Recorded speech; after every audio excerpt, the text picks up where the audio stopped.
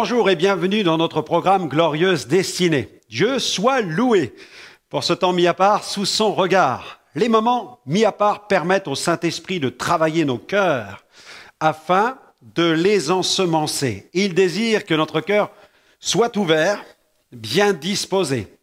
Et pour disposer notre cœur au ministère de la parole, il n'y a rien de mieux que la prière. Je vous invite maintenant à prier là où vous êtes. Seigneur, merci pour ta présence parmi nous. Merci pour ta présence dans cette émission. Tu te sers de ta parole pour ensemencer notre cœur et notre seul désir, c'est qu'il soit maintenant bien ouvert pour accueillir ta parole, ton enseignement. Merci Seigneur d'ensemencer grandement cette terre, la terre de notre cœur, afin qu'elle porte du fruit et du fruit à ta gloire. Amen. Amen. Gloire à Dieu. Gloire au Seigneur. Aujourd'hui, j'ai intitulé mon sujet « Comment maximiser la vision de Dieu dans ma vie ?» et ce sera, attention, la deuxième partie. Dans la première partie de ce sujet, j'ai déjà abordé les points suivants. L'importance d'avoir plus de vision, plus de cœur, plus de conscience. Mais poursuivons. Pour maximiser la vision de Dieu dans notre vie, je vais vous proposer de considérer maintenant d'autres éléments de la vie spirituelle. Mais avant de les découvrir, nous marquons tout de suite une pause musicale. Pourquoi ? Parce qu'il est bon de célébrer l'Éternel. Il est bon de célébrer Dieu et je ne voudrais pas vous en priver maintenant. Nous allons écouter d'ailleurs Matt Marvan qui chante Heavenly Father. C'est notre Père Céleste, on veut le célébrer, notre Père Céleste, notre Père qui règne et qui nous aime. On écoute maintenant Matt Marvan.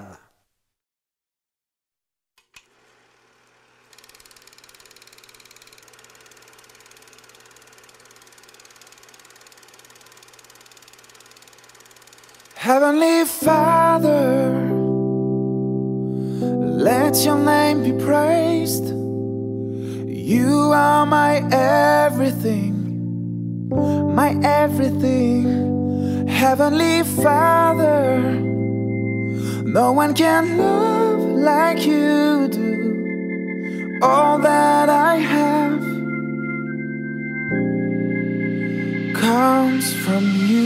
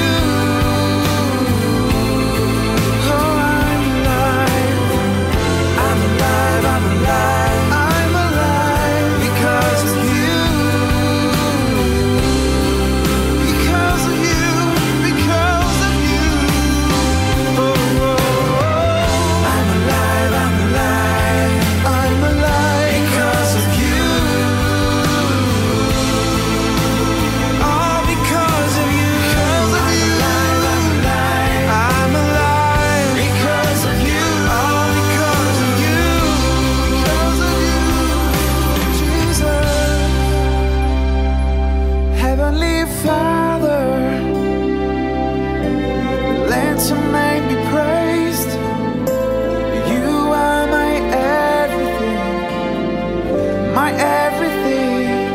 Heavenly Father, no one can love like you do. All that I have comes from you.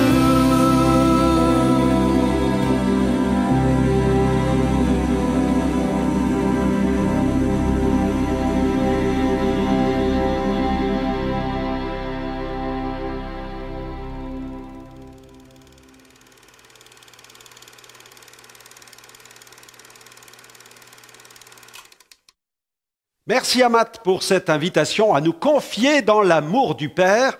Et c'est le Père qui nous a envoyé le Saint-Esprit, le Consolateur. Alléluia. Alors comment maximiser la vision de Dieu dans ma vie? Eh bien, plus de quoi? Eh bien, plus d'Esprit Saint, oui. Paul n'a pas toujours, par exemple, si je prends Paul, il n'a pas toujours été apôtre. Et avant de l'être, il était même persécuteur de l'Église. Il pourchassait les chrétiens pour les battre et les jeter en prison. Mais le Seigneur se révéla à cet homme sur le chemin de Damas. Dieu avait un plan pour sa vie. Le Seigneur était déterminé à faire de lui un instrument de choix qui allait porter l'Évangile parmi les nations. Et c'est sur ce chemin que Saul fit face à une grande lumière et qu'il entendit la voix du Seigneur. Cette manifestation de la gloire de Jésus le terrassa littéralement. Il fut même frappé de cécité. Quand il se releva, il fut conduit jusqu'à Damas où il fut recueilli dans la maison d'un dénommé Judas. C'est alors que le Seigneur fit venir auprès de lui Ananias, un disciple de Jésus. Il l'envoya prier pour Saul. Et c'est ce que j'aimerais lire maintenant, le récit de cette incroyable rencontre qui se trouve dans les Actes des Apôtres au chapitre 9. Acte 9, verset 15. Voici le début de ce récit. Mais le Seigneur lui dit, « Va ». Donc Dieu s'adresse, le Saint-Esprit s'adresse au cœur d'Ananias et lui dit, « Va vers cet homme, va, car cet homme est un instrument de choix que j'ai choisi. » Donc un instrument que j'ai choisi pour porter mon nom devant les nations, devant les rois et devant les fils d'Israël. Et je lui montrerai tout ce qu'il doit souffrir pour mon nom. Ananias sortit, et lorsqu'il fut arrivé dans la maison, il imposa les mains à Saul en disant, « Saul, mon frère, le Seigneur Jésus, qui t'est apparu sur le chemin par lequel tu venais, m'a envoyé pour que tu recouvres la vue et que tu sois rempli du Saint-Esprit. » Vous avez vu, c'est Jésus qui l'envoie. Au même instant, il tomba de ses yeux comme des écailles, et il recouvra la vue. Il se leva et fut baptisé. Et après qu'il eut pris de la nourriture, les forces lui revinrent. Regardez, Saul resta quelques jours avec les disciples qui étaient à Damas. Et aussitôt, le verset 20 est extraordinaire, aussitôt il prêcha dans les synagogues que Jésus est le Fils de Dieu. Alléluia. Mais cette puissante révélation fit-elle de Paul un apôtre programmé pour l'évangélisation? Non, loin de là. Dieu fait sa part, mais l'homme doit faire la sienne. Nous croyons à tort que les choses vont s'accomplir de façon automatique simplement parce qu'elles nous ont été révélées. Trop souvent, nous passons à côté de grandes choses à cause de notre passivité. Très rapidement, il apparaît que Paul fut utilisé par le Seigneur de façon remarquable. Son ministère se mit en marche. Pourquoi? Parce que Paul se mit en marche, Paul se mit à l'œuvre. La vie de Paul fut portée par une vision. Il qualifia même cette vision de vision céleste. Il ne résista jamais à cette vision. Il fit pleinement confiance à Dieu et fit tout ce qui était en son pouvoir pour répondre à cette vocation. Bien entendu, il y a diversité de dons, diversité de ministères et par conséquent, diversité de visions. Le Seigneur ne demande pas à chaque chrétien de vivre la vie que l'apôtre Paul a vécue. Dieu donne à chaque chrétien une mesure de foi et une mesure de grâce particulière. Laissons-nous cependant inspirer par la vie de tels hommes. Être porté par une vision spirituelle place le croyant dans une véritable position d'autorité. Quelqu'un a même dit, la vie ne sert pas à grand-chose si on ne fait pas ce que l'on croit. Souvenons-nous que cette vision qui habitait l'apôtre Paul lui permit d'exercer son ministère avec une détermination sans faille. Bien qu'informé par le Seigneur au sujet des nombreuses tribulations qui l'attendaient sur sa route, il accepta de payer le prix et il répondit à la vision de Dieu. Nous allons faire une autre lecture parce qu'il ne se laissa arrêter par rien du tout. Il était un homme déterminé. En effet, le passage suivant exprime clairement la profonde détermination de l'apôtre. Il faisait un avec l'Esprit. Il était même lié par l'Esprit et par conséquent par la vision. Il était lié à la vision que Dieu lui avait communiquée. Ce passage se trouve dans les Actes des Apôtres, au chapitre 20, à partir du verset 22. Voici ce que Paul déclare. Il dit « Et maintenant voici, lié par l'Esprit, je vais à Jérusalem, ne sachant pas ce qui m'y arrivera. Seulement, de ville en ville, l'Esprit Saint m'avertit que des liens et des tribulations m'attendent. Mais je ne fais pour moi-même aucun cas de ma vie, comme si elle m'était précieuse, pourvu que j'accomplisse ma course avec joie et le ministère que j'ai reçu du Seigneur Jésus, c'est-à-dire d'annoncer la bonne nouvelle de la grâce de Dieu. » Alléluia. Vous voyez, qu'est-ce qui porte? Qu'est-ce qui fait courir? Eh bien, à cette époque, l'apôtre Paul. C'est ce solide attachement à la vision de Dieu qui poussa l'apôtre Paul à braver les pires épreuves, à faire face aux plus virulentes persécutions et finalement à offrir sa vie en sacrifice pour la cause de Christ. Dans la seconde lettre à Timothée, nous pouvons lire ceci. C'est Paul qui écrit de Timothée 4,6. « Car pour moi, je sers déjà de libation et le moment de mon départ approche. » Le présent indique que l'apôtre considérait sa mort comme maintenant résolue, comme certaine, imminente. George Whitefield a déclaré au sujet du sens de la vie, de notre vie, il dit « Nous sommes immortels tant que notre tâche n'est pas terminée. » En effet, Dieu a une vision sur mesure pour chaque chrétien et elle se traduit par un fardeau. Puis-je dire plus de fardeau. Comment maximiser la vision de Dieu dans ma vie? Eh bien, il me faut un fardeau. Seigneur, plus de fardeau. Dieu veut animer chaque croyant par son esprit. Il veut l'animer au moyen d'une vision spirituelle. Attention, je ne veux pas parler ici des visions ou des songes que l'on peut expérimenter dans le cadre de l'exercice des dons spirituels.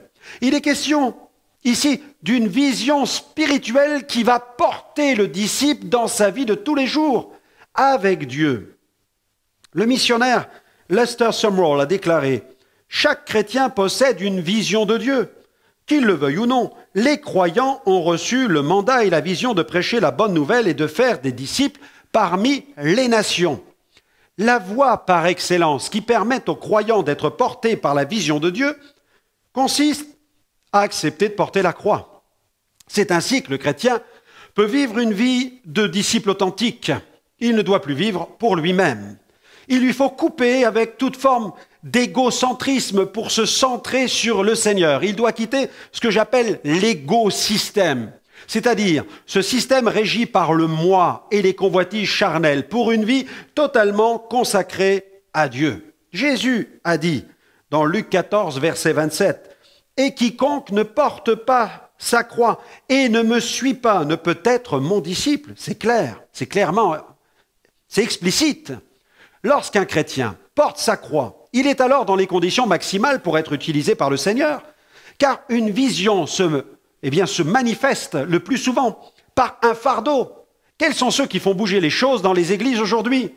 Ce sont ceux qui ne vivent plus pour eux-mêmes et qui acceptent de porter une partie du fardeau qui pèse sur le cœur de Dieu. Un enfant se tenait sur le bord d'une plage où il assistait au naufrage de centaines de milliers d'étoiles de mer.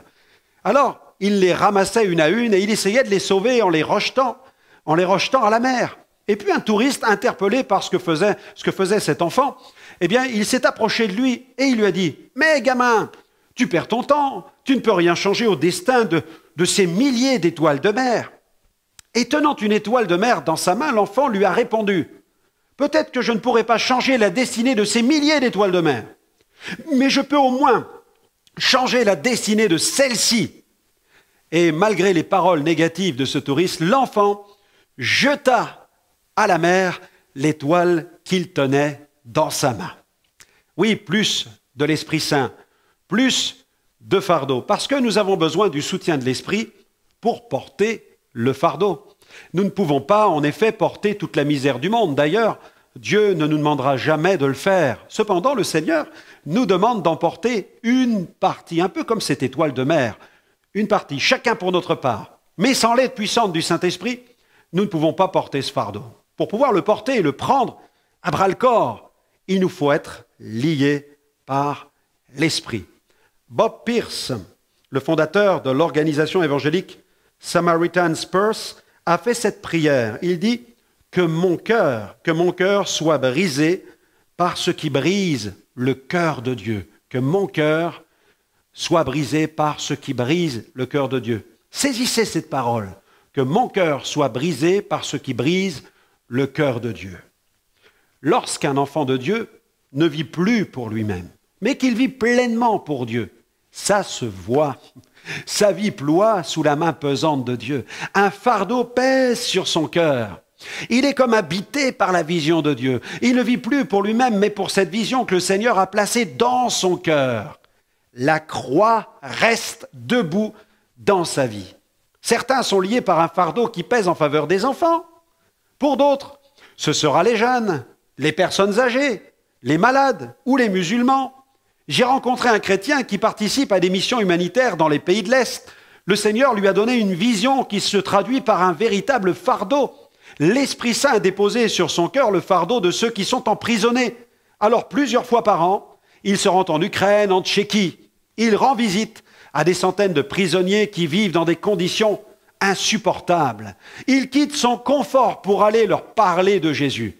Et là-bas, loin de tout, il voit le Seigneur accomplir des œuvres extraordinaires. De nombreux détenus font la paix avec Dieu et décident de consacrer leur vie au Christ. Portons notre croix, portons une partie de la misère du monde, portons le fardeau. C'est alors que l'Esprit Saint pourra nous lier et nous revêtir pour que nous soyons capables de répondre à notre mission. Découvrons cette autorité, la puissance qui se trouve dans une vision. Voulez-vous consolider votre autorité? Alors, osez demander au Seigneur une partie du fardeau qui pèse sur son cœur. Acceptez pleinement le règne de l'Esprit Saint dans votre vie. Permettez-lui de vous lier avec un fardeau.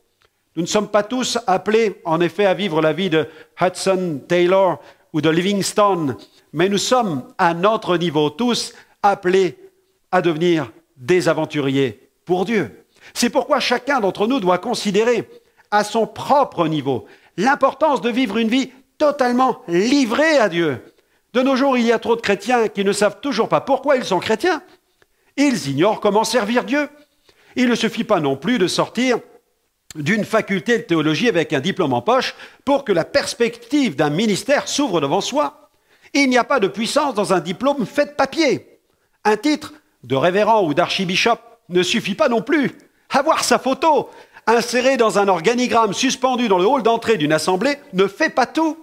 Attention, je ne dis pas que ces choses ne servent à rien, mais je dis simplement qu'elles ne peuvent se substituer à Dieu, à son onction et à sa vision. Dans l'ouvrage de Dieu, pour bien fonctionner, le terrestre a besoin du céleste. Une vision spirituelle indique une direction à suivre, un chemin à emprunter, un but à atteindre. Ces choses sont-elles réservées uniquement au ministère don de Christ? Non, je ne le crois pas. En fait, Dieu a un plan, un dessein pour chaque enfant de Dieu. Il y a une vocation pour chacun, un appel personnel à servir Dieu. Vous aurez certainement remarqué qu'il y a diversité de dons, de ministères, d'opérations et de fonctions dans l'Église. Mais pourquoi Dieu met-il un tel arsenal à notre disposition? Pour répondre à la vision que Dieu nous donne pour le servir, tout simplement. Mais malheureusement, quelqu'un peut avoir reçu des dons spirituels, voire un ministère et pourtant passer à côté de la vision de Dieu pour sa vie. Il m'arrive souvent de parler avec des chrétiens qui sont conscients de l'appel de Dieu sur leur vie. Il m'arrive aussi d'en rencontrer d'autres qui ont conscience d'être passés à côté de quelque chose parce qu'ils n'ont pas osé répondre quand le Seigneur leur a adressé un appel particulier. Je peux alors ressentir de l'amertume dans leur cœur, beaucoup de frustration et, chez certains, un sentiment d'échec. Je prie que Dieu élargisse notre horizon. Je prie que Dieu étende nos limites, qu'il élargisse l'espace de notre tente et qu'il nous aide à affermir nos pieux. Lorsque le Seigneur m'a appelé au ministère, il m'a permis de travailler aux côtés d'un homme de l'esprit. C'est pourquoi il est important de travailler en équipe, d'être fidèle à une assemblée et de partager le fardeau que l'on a dans son cœur. mais surtout pas d'essayer d'avancer tout seul dans la vie chrétienne et d'être un chrétien en solo. Et à cette époque, je ne savais pas que le Seigneur, je ne servais pas le Seigneur à plein temps, et je ne savais pas qu'il allait m'appeler à le servir à plein temps. J'avais un travail qui m'occupait principalement le matin. Je devais me lever très tôt pour aller travailler. Mais après le travail, je me rendais chez cet homme de Dieu, mon pasteur, car je voulais passer du temps dans la prière avec lui. Et dès que j'arrivais chez lui, il m'invitait à le suivre pour aller dans son petit bureau. Là, il y avait peu de choses. Une Bible ouverte, voilà, une Bible ouverte, avec à côté quelques plans de prédication. Assis sur une chaise, l'un en face de l'autre, nous passions du temps dans la prière. Ces moments étaient bénis. Et puis, un matin, alors que nous étions en train de prier, il demanda au Seigneur de nous remplir de son Saint-Esprit. Et après quelques minutes de prière, je sentis l'atmosphère spirituelle de ce lieu s'imprégner de la présence tangible de Dieu. Cela devint même comme pesant. La présence de Dieu était telle que je me sentais comme écrasé. Vous avez certainement déjà vécu de tels moments de prière où vous avez l'impression que vous n'êtes plus là, que vous vous tenez devant le trône de Dieu. J'eus soudainement cette vive impression que quelque chose d'inhabituel allait se produire. Dans ce moment de profonde communion avec Dieu, le Seigneur me donna une vision merveilleuse de son œuvre. Ce fut comme une vision panoramique qui prit place dans mon esprit. C'était si merveilleux, grandiose. Dans cette vision, je pouvais apercevoir des champs à perte de vue. Tout était verdoyant, c'était si beau. J'avais cessé de prier, je ne pouvais que faire silence devant l'Éternel. C'était un véritable moment de contemplation. Et puis, dans cette vision, un homme apparut. Il marchait avec grâce. Il était vêtu de blanc. Il portait dans un linge blanc des graines de semences. Une profonde paix l'accompagnait. Il y avait une grâce. Et tout en marchant, il jetait des poignées de semences. Emportées par le vent, elles étincelaient comme de l'or. Et dès qu'elles touchaient le sol, cette herbe verdoyante devenait une grande moisson. Les champs blanchissaient. Ils devenaient blancs comme de la neige. Ces champs étaient si blancs. C'était impressionnant. Je restais muet, comme en extase face à une telle vision. Et soudainement, avant même que je n'eus le temps de lui dire ce que je voyais, mon pasteur me donna avec une précision incroyable les détails de la vision que j'avais devant les yeux. Pouvez-vous imaginer cela? Il me dit, voilà ce que tu vois. Et il se mit à me décrire ce que je voyais. À la fin de cette description, il ajouta, le Seigneur t'appelle à un ministère d'évangéliste, tu verras des multitudes se tourner vers Jésus. Et je l'ai vu de mes yeux. Cette interprétation vint confirmer le fardeau qui pesait sur mon cœur depuis le jour où Christ s'était révélé à moi. La joie qui remplit mon cœur à ce moment-là fut indescriptible. Quelqu'un pensera peut-être, j'aimerais tellement moi aussi que le Seigneur me parle de cette manière. Mais le Seigneur sait parfaitement ce qui est bon pour chacun, et il sait aussi comment il doit se révéler à chacun. Dieu parle, nous dit la Bible, tantôt d'une manière et tantôt d'une autre. Il arrive que Dieu se révèle de façon surnaturelle à certains moments de notre vie chrétienne. Il en fut ainsi pour David lorsqu'il eut à affronter les Philistins. David, chef des armées, devait faire de bons choix stratégiques. Il devait savoir choisir le bon moment pour attaquer son ennemi. Il dut apprendre à écouter le conseil de Dieu. L'Éternel lui indiqua quel serait même le signe donnant l'ordre d'attaquer. Dans 2 Samuel, chapitre 5, verset 24, « Quand tu entendras un bruit de pas dans les cimes du mûrier, alors hâte-toi, car c'est l'Éternel qui marche devant toi pour battre l'armée des Philistins. » Voilà le signe. Dieu lui a donné un signe. Au cours de cette guerre, David fit l'expérience de la conduite surnaturelle de Dieu. Il comprit qu'il lui faudrait disposer quotidiennement son oreille à l'écoute de Dieu. Chaque jour, au grand air, il médita, pria et écouta, cherchant à épier le moindre bruit de pas divin dans la cime des mûriers. Le prophète Élie, quant à lui, exerça un ministère de puissance. Il fut habitué aux puissantes démonstrations de l'esprit. Cependant, l'Éternel veilla à ce qu'il ne perde jamais de vue la nécessité d'une communion intime avec Dieu, car on peut avoir expérimenté des choses puissantes de la part de Dieu. Et pourtant, ne plus avoir cette communion intime avec Dieu que l'on avait auparavant. Il y a une lecture que j'aimerais faire dans 1 Roi, chapitre 19, verset 11. Voici une expérience qu'il a faite où Dieu lui dit « Sors et tiens-toi dans la montagne devant l'Éternel. » Et voici l'Éternel passa. Et devant l'Éternel, il y eut un vent fort et violent qui déchirait les montagnes et brisait les rochers. l'Éternel n'était pas dans le vent, et après le vent, ce fut un tremblement de terre. L'Éternel n'était pas dans le tremblement de terre. Et après le tremblement de terre, un feu. L'Éternel n'était pas dans le feu. Et après le feu, écoutez cela, un murmure doux et léger. Quand Élie l'entendit, il s'enveloppa le visage de son manteau, il sortit et se tint à l'entrée de la caverne. Et voici une voix lui fit entendre ces paroles. « Que fais-tu ici, Élie? Que fais-tu ici, Élie ?» Élie, l'homme habitué aux puissantes manifestations de Dieu. Il dut apprendre que Dieu se manifeste aussi au travers d'un simple murmure doux et léger. Dieu sait comment il doit s'adresser à chacun d'entre nous. Il nous appartient cependant de prendre le temps de chercher la face de Dieu et de disposer notre oreille à l'écoute de son Saint-Esprit. Le prophète Ésaïe a déclaré « Le Seigneur, l'Éternel, m'a donné une langue exercée pour que je sache soutenir par la parole celui qui est abattu. Il éveille chaque matin. » C'est important, il éveille chaque matin, il éveille mon oreille pour que j'écoute comme écoute des disciples. Ésaïe 50, verset 4.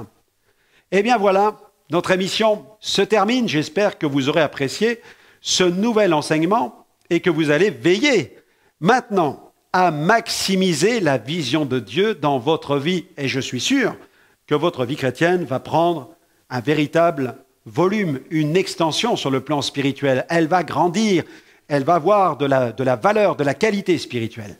N'hésitez pas à nous retrouver sur notre site web www.gospelvision-international.com. Vous y verrez de nombreuses émissions en replay. Elles vous feront un énorme bien sur le plan spirituel. Que le Seigneur continue à répandre sa grâce sur votre vie et qu'il vous fasse toujours pleinement entrer, toujours plus, toujours davantage, entrer dans votre glorieuse destinée. Que Dieu vous bénisse et à très bientôt. Heavenly Father,